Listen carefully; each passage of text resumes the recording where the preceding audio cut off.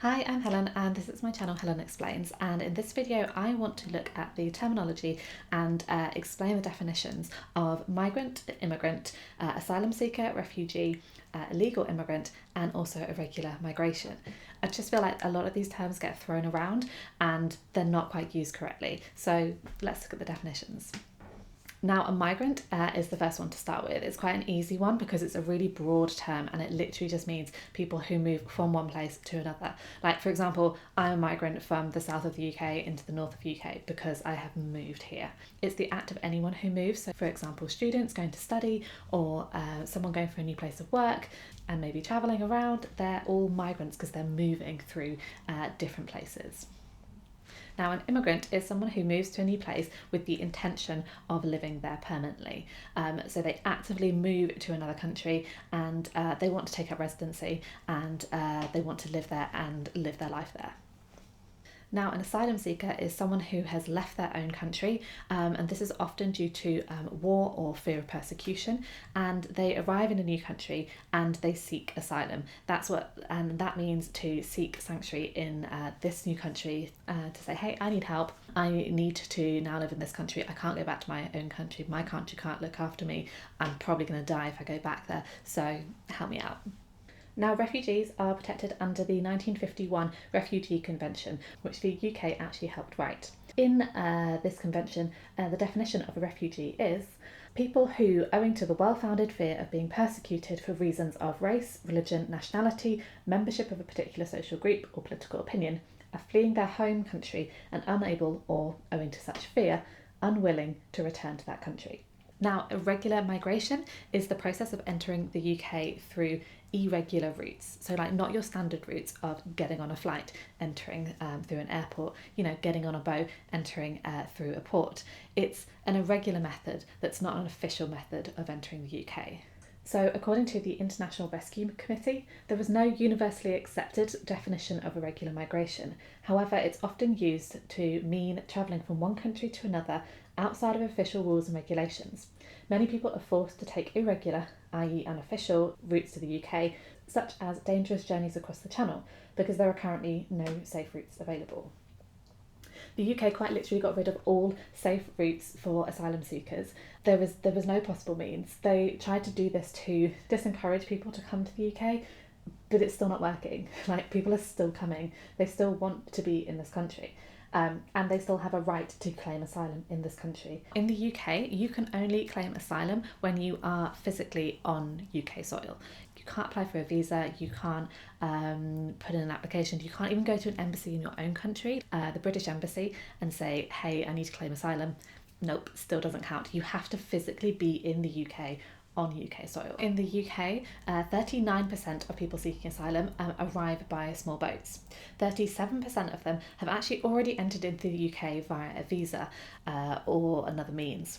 11% of them travel by lorries or flights, and the rest of them, I think it's about 13%, they arrive here by other means, so that could be other modes of transport. It could also be that if you are born in the UK to asylum seeker parents or migrant parents who haven't yet got their full refugee status, then that would make you an asylum seeker by default. The UK doesn't actually have a birthright citizenship. So even if you were born here, if one of your parents is not British or has an indefinite right to remain, then you are technically not a British citizen. Now, of the 39% of those who arrive by boat, 94% of them apply for asylum. They literally get here and put in that application immediately. Around 70% of those applications actually are successful, and they then move into a refugee status. In the UK, someone becomes a refugee and they get that status once their asylum application has been granted. If it's been successful, they then become a refugee for 5 years, and after that 5-year period, they have the opportunity to apply for what's called an indefinite right to remain. So they can remain in the UK indefinitely, they can live here, they can work here.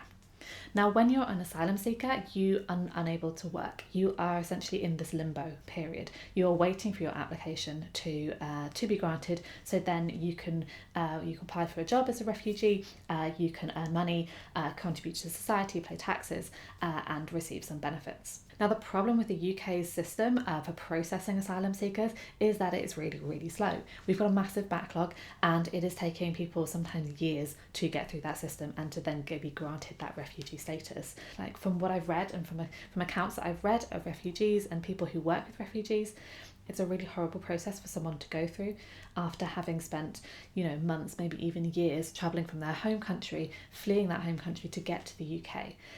Now, the term that I really want to talk about is illegal immigrant. This term is talked about all the time in the media. You see it with Trump talking about illegal immigrants coming from Mexico.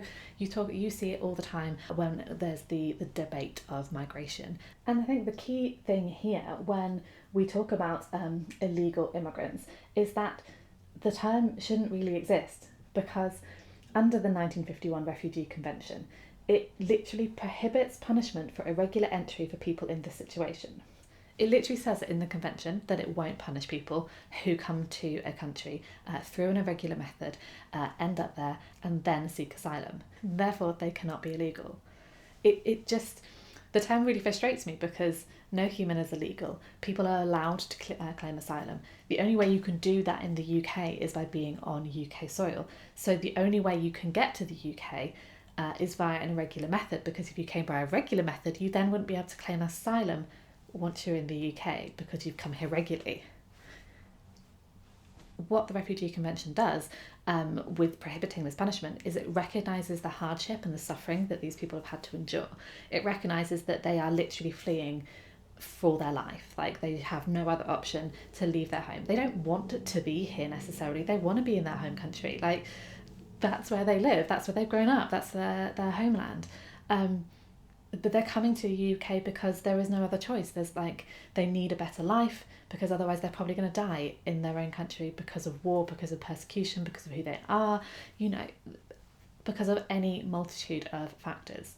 What's more, it's thrown around by particular politicians who want to stir up anger around refugees and immigration, is that they're taking over. There's an invasion of boats. Like, there was something like 38,000 people who came over through these small boats.